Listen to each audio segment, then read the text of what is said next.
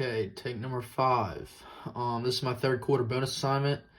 So a 50-kilogram child stands on the edge of a 300-kilogram roundabout at the local park, which has a radius of 3 meters. The roundabout spins at a rate of 30 revolutions per minute when the child stands on the edge.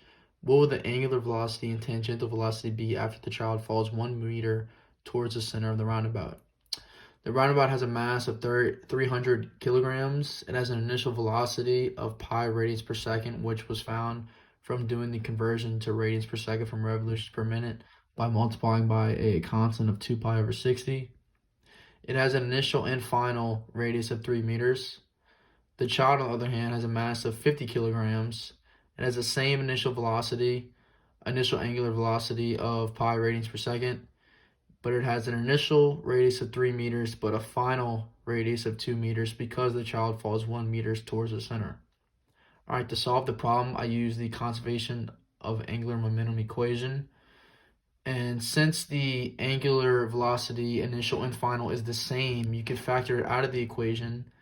And then to find I, you have to do point mass for the child and disk for the roundabout. So mr squared for the child and 1/2 mr squared for the roundabout. And you plug in your numbers and you get a final answer of 3.65 radians per second, which is faster than the original, which makes sense because mass is going towards the center, allowing it to spin faster.